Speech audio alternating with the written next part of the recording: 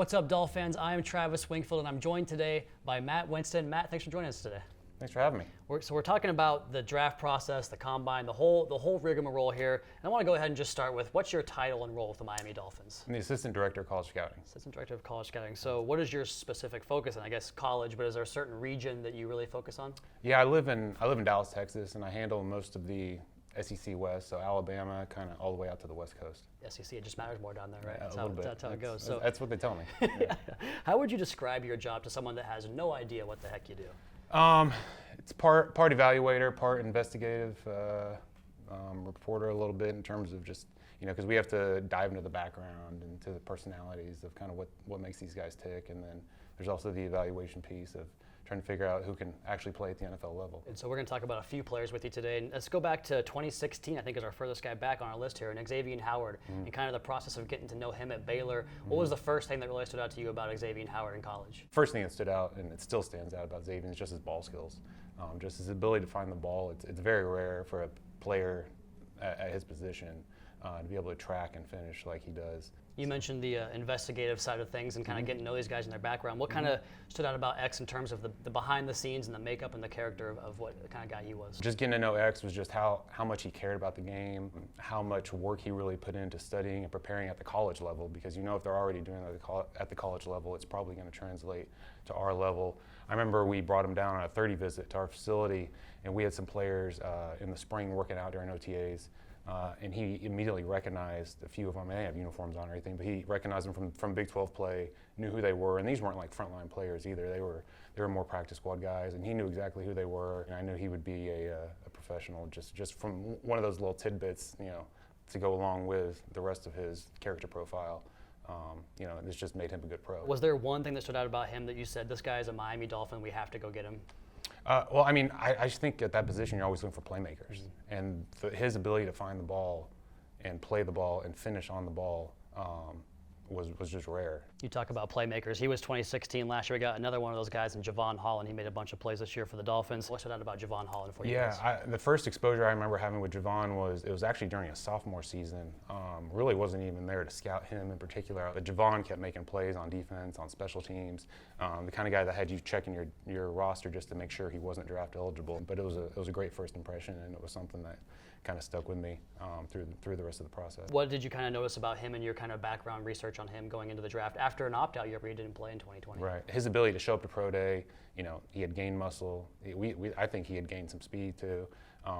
Tested off the charts, checked every box at his pro day, just showed us that he was able to prepare on his own as a pro.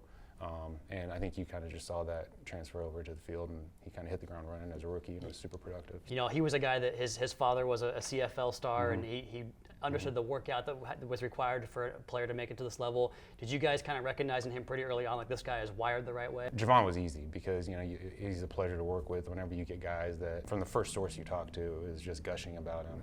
Those are the kind of guys that are a pleasure to work with and make the process a lot easier. You sleep better at night as a scout, when you're dealing with guys like that. I know it's only 1 year so far, but is there something that you can look at, before his rookie season that he really worked on and grew and got a lot better at that 1 year? There wasn't really anything different that stood out to us. He's always been instinctive. He's always been super productive. He had 4 or 5 picks each season, the 2 years at Oregon.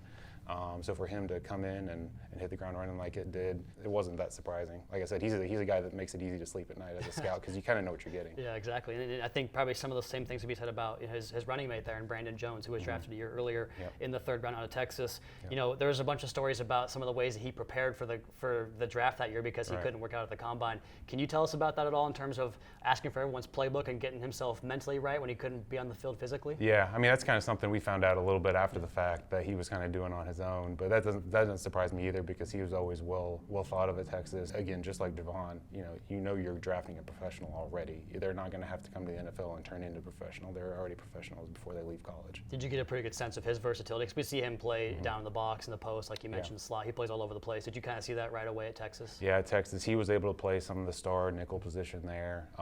They kind of moved him around a little bit. So we knew he'd have some versatility, and then just the speed he has. He can play in a lot of different places, so none of that was a surprise. Yeah. As far as the way he's kind of progressed as a Miami Dolphin, what's impressed you the most about Brandon Jones as a professional? Yeah, just his competitiveness. I think he's very reliable in terms of what you're getting day in, day out when he's out there.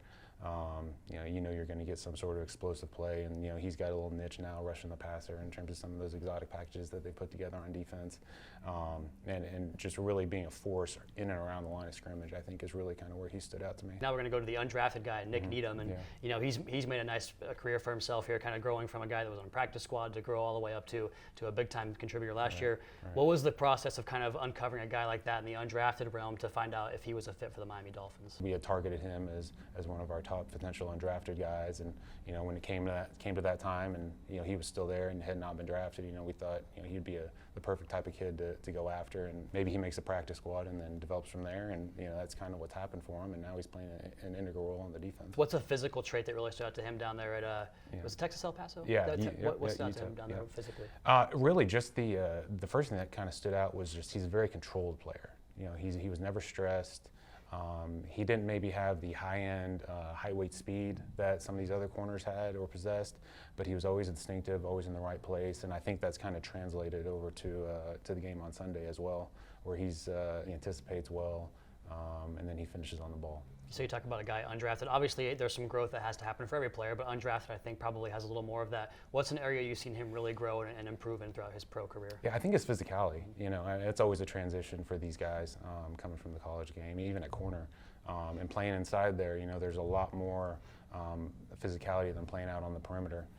Where maybe X does, because you're having to deal with the run fits a little bit more. And I think Nick's really grown in that area.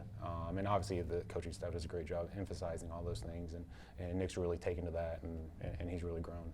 You know, some of these guys a little more quiet, soft-spoken. Yeah. Not the case with Christian. Yeah. So I guess maybe this is a little more obvious for some folks. But in your process, what about him and his character really stood out to you guys when the whole process began? When you said that's the guy that we would kind of want to go towards at the first round of 2019. Yeah. Obviously a very talented athlete. I mean, from everything you see on Sunday with him playing offense and defense and everything. And yeah, that makes it easy in terms of just jumping out to you. He played on a very athletic Clemson defense there that had a number of pro prospects, and he kind of stood out from that process. Our area scout Chase Leshin did a great job with him, just in terms of doing the background and all the recon work on him.